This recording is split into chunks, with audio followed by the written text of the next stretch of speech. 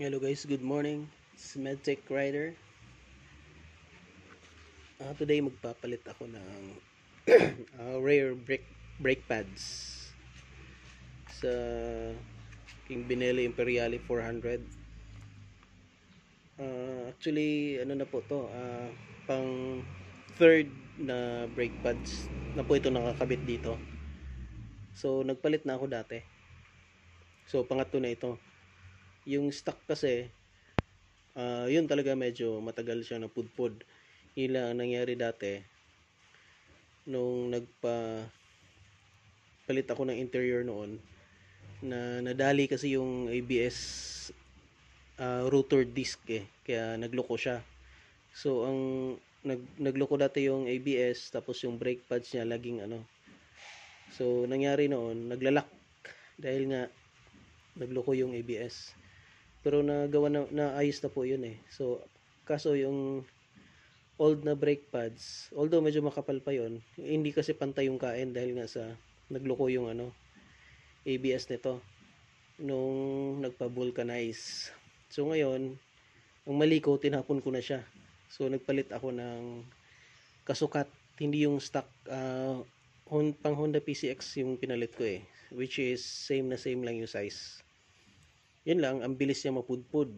So nakadalawang palit na ako. Ito naman, parang pang 3 months ko na yata itong pang PCX din. Pero ang bilis din mapudpud. So ngayon, medyo manipis na kasi rin to So buti na lang may nakita ko sa Shopee na aftermarket. Ang seller nito is from Vietnam, na nakalagay sa description pang Benelli Imperiale talaga siya. Tapos ito yung brand niya. This one is 550 pesos yata. Sa kasi sa kasa, ang mahal. Nasa 2,000 yata to, 2,000 plus. And then yung sa front brake pads naman, although sa unit na to is makapal pa, mas makapal pa talaga siya. So hindi ko pa kailangan. So in case lang, naghanap-hanap din ako sa Shopee din, same na seller nito. Nasa 1,000 plus lang yung pang front, which is napakalayo ng difference sa kung yung genuine na Benelli nasa 5,000 plus yung sa front brake pads. So ayun, so dito tayo sa rear brake pads. Dahil manipis na rin ito, kailangan ko na siyang palitan kasi medyo iba na rin yung tunog ito yung itsura niya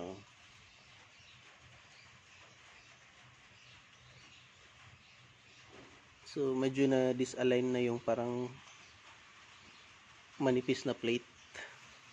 So yun nga, time for change na ito. So ang kailangan ko lang ay 12mm. Tapos mamaya dalawa pa lang kailangan ko, 12mm at 17, mukhang 17 yata. So wait lang po.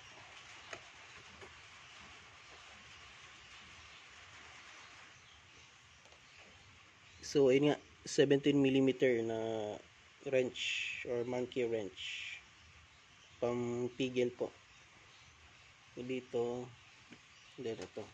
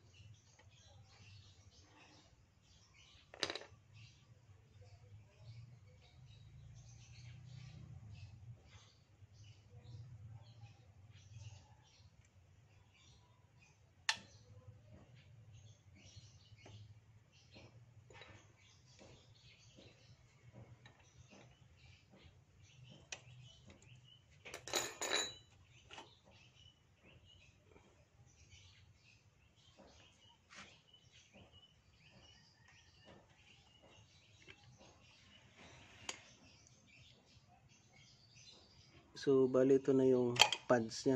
Ayan.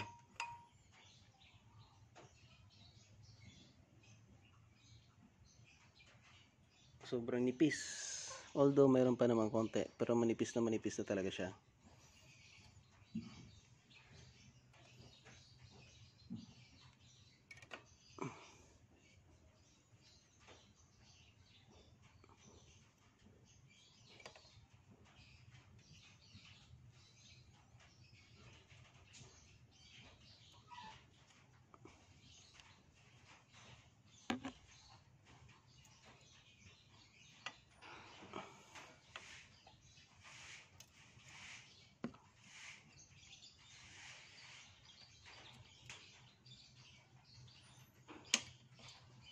So ayun.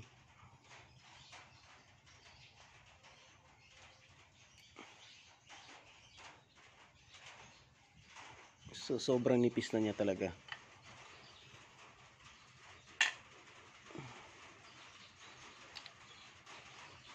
So kailangan nating linisan.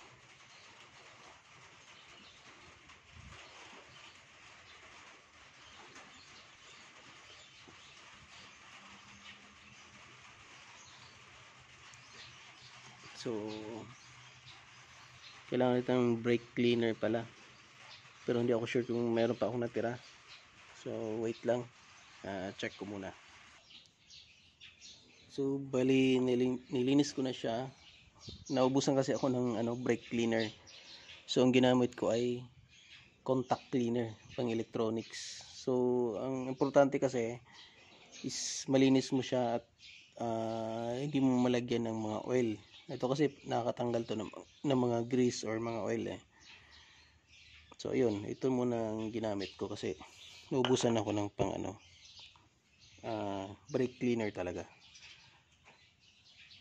So ayun, pwede mo na siyang tanggalin. Ayan. So ito, medyo may kalawang pala yung niya. Excuse me, anong tawag dito? Ay, nakalimutan ko yung tawag dito. Basta ito yung nagpupush ng brake pads para dumikit.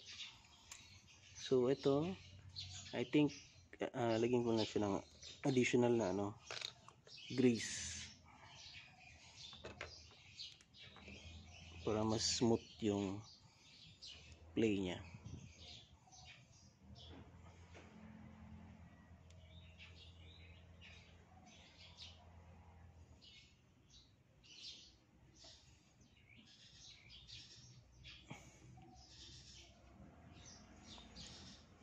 So I think okay na, medyo malinis na siya.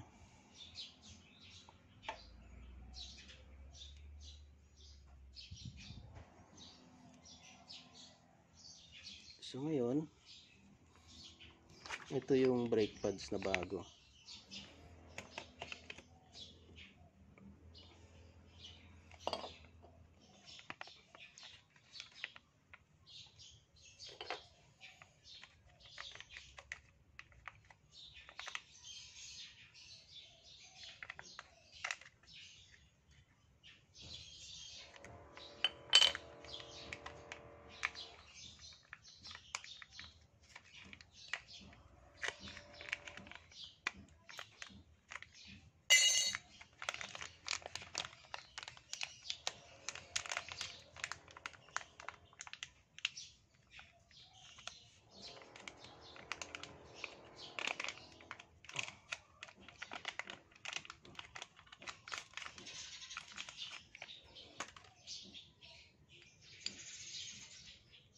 So bali ito yung new brake pads. Tapos ito yung pang Honda PCX. Hindi ko na mabasa yung brand, pero ayun So sulit naman siya. I'm not sure kung gaano tatagal itong aftermarket na brake pads na made I don't know if it's made in China or made in Vietnam. Pero yung seller kasi nito is from Vietnam. Through Shopee. So, this one is, ang bili ko lang nito ay nasa 200, 250. And this one is 550. 550 itong isa. So, ito yung bago ko ipapalit. Okay, we'll see kung gaano tatagal.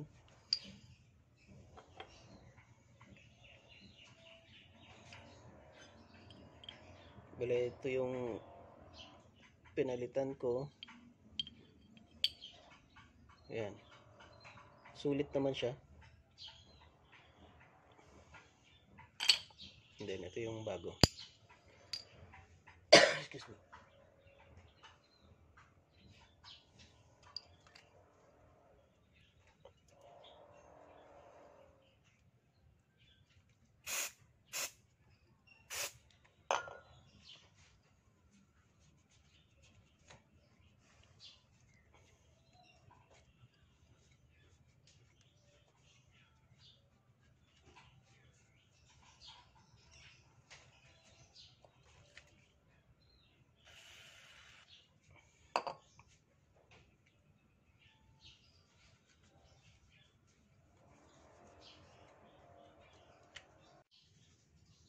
So, bali, kakabit ko na siya.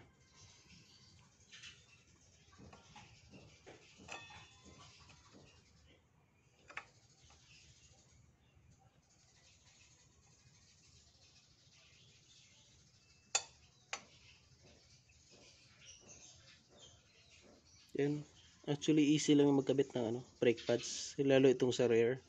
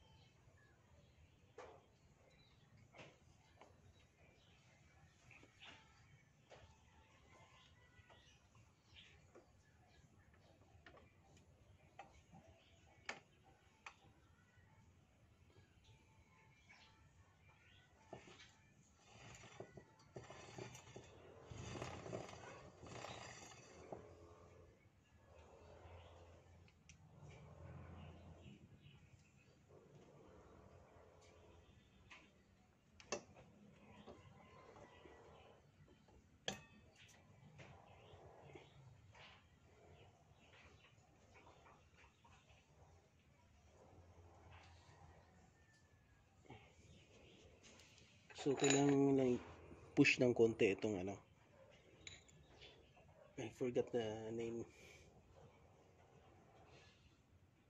Yung parang piston ng brake. So, kailangan mo na siyang i-push para magkasya dito.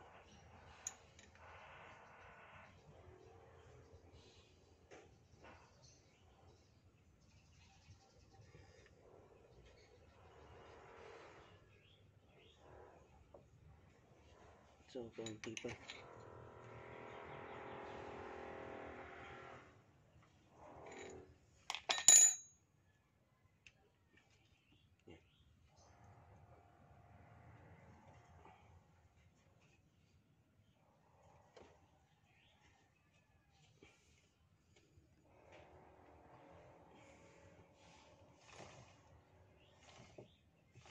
So, yun.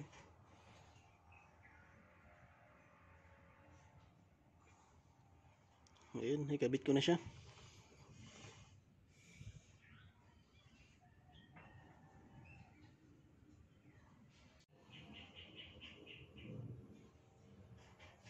Ito, nakikabit ko na.